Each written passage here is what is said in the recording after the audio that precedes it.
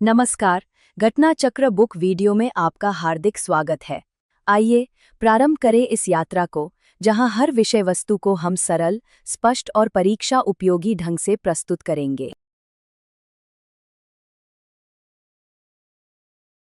नमस्कार। कभी सोचा है कि किचन में रखी एक बहुत ही आम सी चीज, दूध, उसके अंदर विज्ञान का कितना बड़ा राज छिपा हो सकता है? आज हम दूध के खट्टे होने के पीछे की कहानी को समझेंगे, जो सिर्फ एक रोज की परेशानी नहीं, बल्कि साइंस का एक बड़ा मजेदार सबक है। ये सवाल तो हम सबके दिमाग में आता ही है ना? कि फ्रिज में रखा ताज़ा दूध कुछ ही दिनों में खट्टा क्यों हो जाता है? भाई उसका स्वाद क्यों बदल जाता है? इसका जवाब साइंस के एक बहुत ही बेसिक कॉन्सेप्ट में छिपा है, फिजिकल और केमिकल बदलाव। और देखिए, ये सिर्फ हमारे किचन की बात नहीं है, ये एक नेशनल लेवल का मुद्दा है।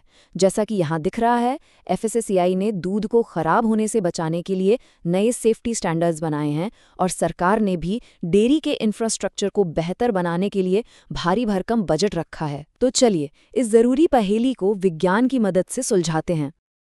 तो हमारी आज की पड़ताल का विषय है रोजमर्रा की ये पहेली। अच्छा, तो इस पहेली को सुलझाने के लिए हमें सबसे पहले ये समझना पड़ेगा कि हमारे आसपास की चीजें आखिर बदलती कैसे हैं। मतलब बदलाव का नेचर क्या है।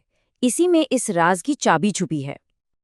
देखिए, विज्ञान की दुनिया में बदलावों को मोटे तौर पर दो हिस्सों में बांटा जाता है, और इन दोनों के बीच का जो फर्क है वही दूध के खट्टे होने का राज खोलेगा। पहला है फिजिकल चेंज, यानी भौतिक परिवर्तन। इसमें होता क्या है कि किसी चीज का बाहरी रूप बदल जाता है, जैसे उसका आकार, उसकी स्टेट, मतलब सॉलिड से लिक्विड हो गया। लेकिन अंदर से उसकी केमिकल पहचान बिल्कुल वैसी ही रहती है। चीज वही रहती है, बस उसका रूप बदलता है। और दूसरा है केमिकल चेंज, यानी रासायनिक परिवर्तन। अब ये थोड़ा गहरा मामला है।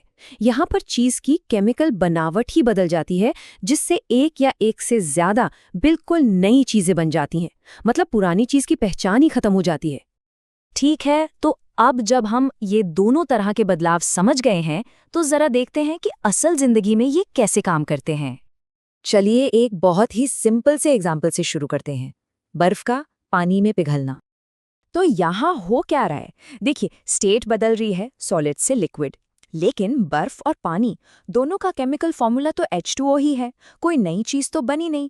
तो ये साफ साफ एक फिजिकल चेंज है। तो अब आते हैं असली सवाल पर। जब दूध खट्टा होता है, तो क्या वो भी बर्फ के पिघलने जैसा ही एक सिंपल फिजिकल चेंज है, या फिर वहां कुछ और ही खेल चल रहा है? ना, बिल्कुल नहीं। दूध में एक नेचुरल शुगर होती है जिसे लैक्टोज कहते हैं। कुछ बैक्टीरिया इस लैक्टोज को खा जाते हैं और एक केमिकल प्रोसेस के जरिए इसे एक बिल्कुल नई चीज में बदल देते हैं, जिसका नाम है लैक्टिक एसिड। और यही लैक्टिक एसिड है जो दूध को वो खट्टा स्वाद और गाढ़ापन देता है। तो सबसे जरूरी बात क्या निकली? यही कि एक बिल्कुल नई चीज बन गई है। लैक्टोज अब लैक्टिक एसिड बन गया है। इसीलिए दूध का खट्टा होना एक केमिकल चेंज है। चलिए एक बार फिर से इन दोनों फिजिकल और केमिकल चेंज के बीच के फर्क को आमने सामने रखकर समझते हैं, ताकि कोई कंफ्यूजन ना रहे। जैसा कि इस टेबल में दिख रहा है, सबसे बड़ा फर्क है नई चीज बनने का। फिजिकल चेंज में नई चीज नहीं बनती, केमिकल में बनती है। दूसरा बड़ा फर्क है रिवर्सिबिलिटी का, मतलब क्या बदलाव को पलटा जा सकता है।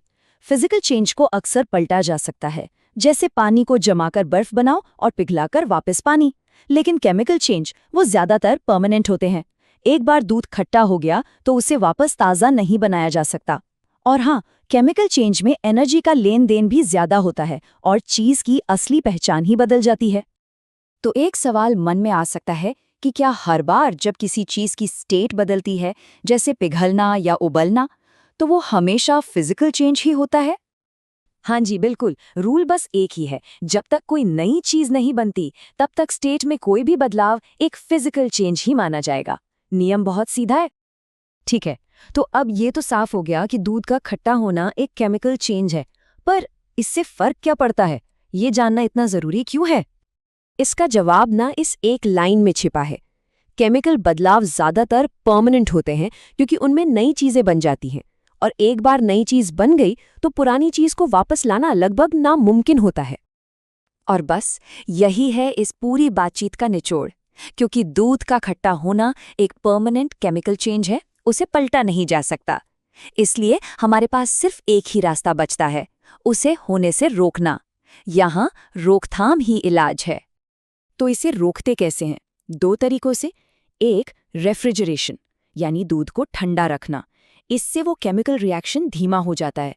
और दूसरा, पैस्चराइजेशन, यानी दूध को गर्म करना, इससे वो बैक्टीरिया ही मर जाते हैं जो ये केमिकल चेंज शुरू करते हैं। और अब देखिए, हम घूम फिरकर वहीं आ गए जहां से हमने बात शुरू की थी। यही वो वजह है कि कोल्ड चेन और प्रोसेसिंग को सुधारना एक नेशनल प्रायोरिटी है। ये सब कुछ बड़े स्केल पर इसी साइंस को लागू करने के बारे में है, ताकि इस एक केमिकल चेंज को होने से रोका जा सके। तो अगली बार जब किचन में जाएं या बस अपने आसपास की दुनिया को देखें, तो एक पल के लिए रुककर सोचिएगा, आसपास कौन से बदलाव हैं जो बस कुछ वक्त के लिए हैं और कौन से ऐसे हैं जो हमेशा के लिए हैं। विज्ञान हर जगह है, हमारे सबसे आम अनुभवों में भी।